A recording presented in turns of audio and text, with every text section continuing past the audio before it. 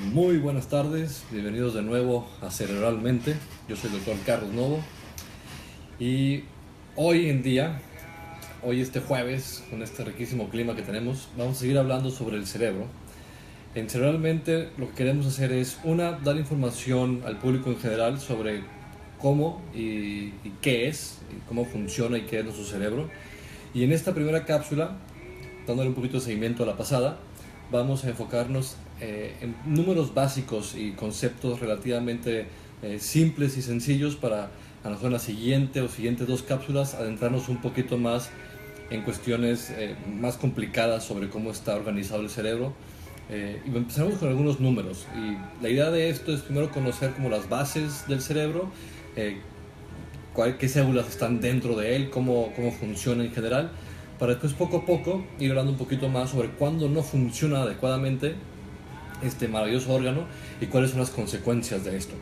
Y así cambiar conceptualmente y ontológicamente el concepto que tenemos de quiénes somos, de qué es lo que define nuestro comportamiento, y que esto puede tener un gran impacto en todas nuestras vidas. Entonces el cerebro, que comentábamos la vez pasada, es un órgano que está dentro de nuestro cráneo, que pesa aproximadamente unos 1400 gramos, y que básicamente está hecho de dos subtipos de células. Una son las células neurológicas o células neuronales, las células que llamamos comúnmente neuronas.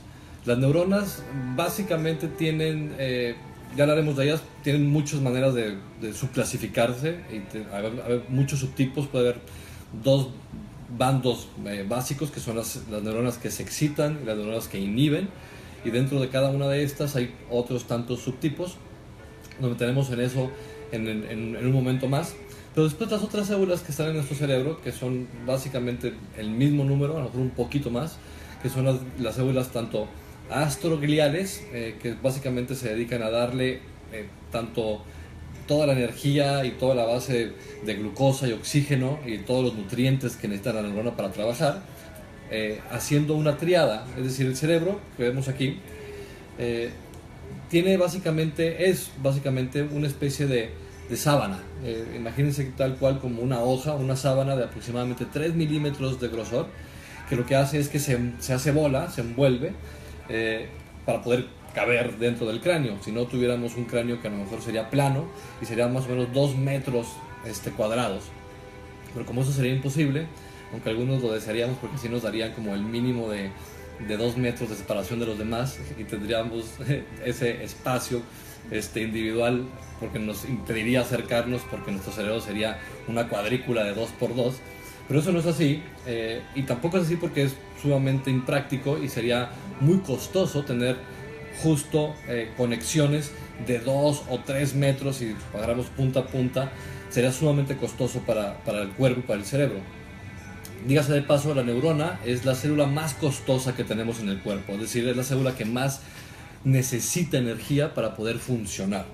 Entonces, a pesar de que pesa 1400 gramos, menos de 1,5 kilos, es decir, menos del 2% de nuestro peso corporal, dependiendo de cuánto pesemos, pero a pesar de que pesa menos del 2%, o aproximadamente 2% de nuestro peso, consume cerca del 25% de los requerimientos energéticos básicos. Es decir, consume el 25% del oxígeno y la glucosa que respiramos o ingerimos. Entonces es sumamente costoso. Y es costoso porque es sumamente complejo. Y es justo donde queremos comenzar ahora.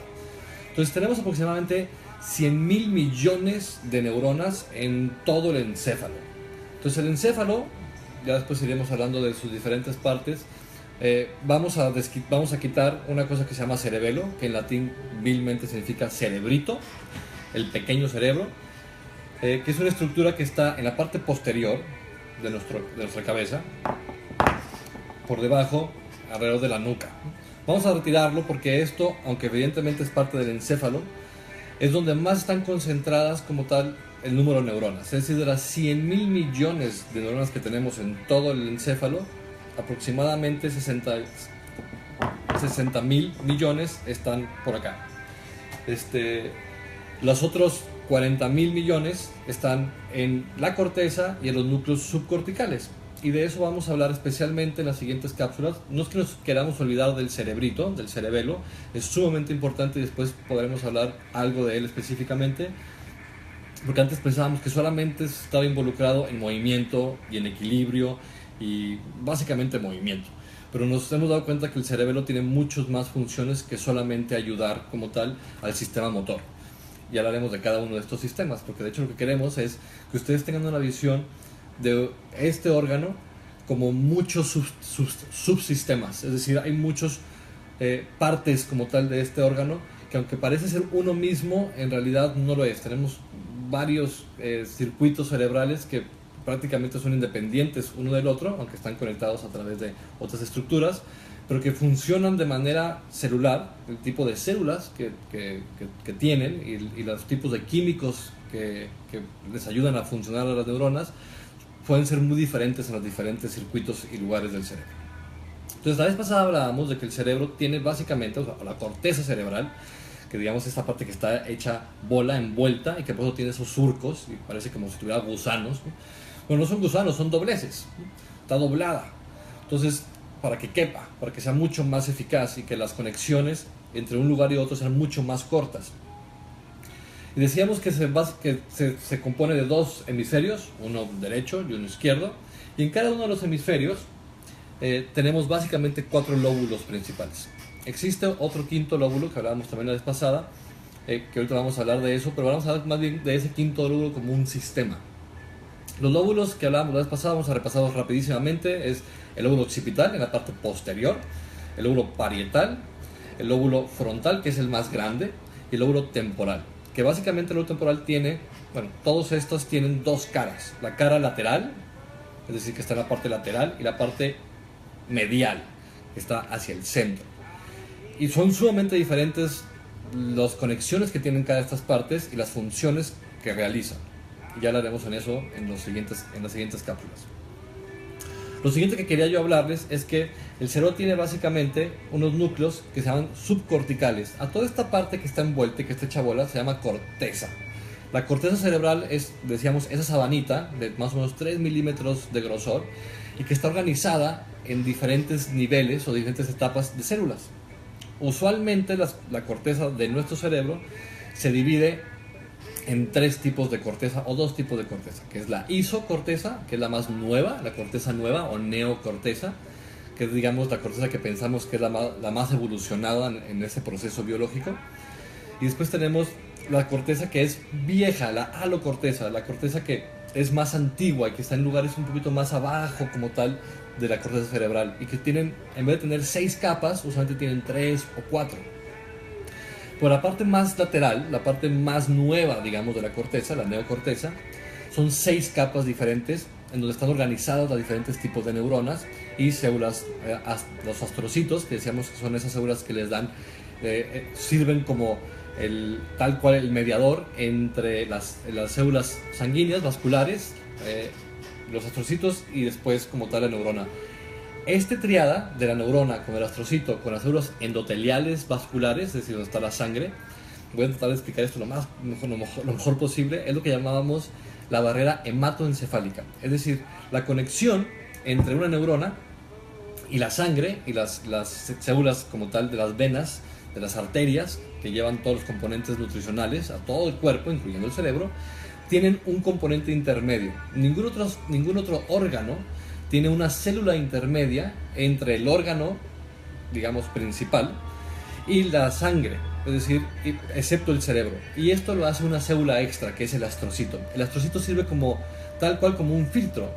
Y el astrocito va agarrando la basura de la neurona y la echa a las células que llevan la sangre, la echa a la sangre, y viceversa, agarra de la sangre los nutrientes que necesita y se los pasa a la neurona. Es decir, el astrocito es una célula que es indispensable para que el cerebro, las neuronas, funcionen. A esta triada es lo que llamamos barrera hematoencefálica, que tiene muchísima importancia. Antes se pensaba que había como 3 astrocitos por cada neurona. Ahora sabemos que no es así, que básicamente es 1 a 1. En algunos lugares del cerebro hay 2 por 1, es decir, 2 astrocitos ayudándole a cada neurona. Pero en general es 1 a 1. Y después las otras células de las que hablábamos son las células de la glía. Y las células de la glía son las células como tal que le dan el recubrimiento a las neuronas, especialmente a los axones de las neuronas. Ya después, la siguiente, lo que vamos a hacer es, vamos a enseñarles una foto de neurona, pero para que sea muy simple. Imagínense que la neurona tiene básicamente un núcleo, y después tiene ramificaciones pequeñitas y una ramificación grande.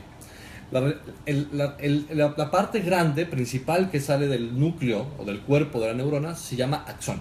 Y el axón, casi todos los axones en nuestro cerebro, están recubiertos como tal de una especie de plástico que producen las células de la glía.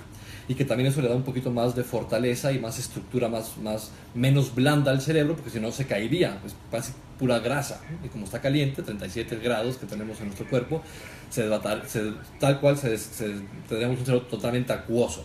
Entonces la célula de la glía nos da ese proceso de tener un cerebro un poquito también más firme y más estable.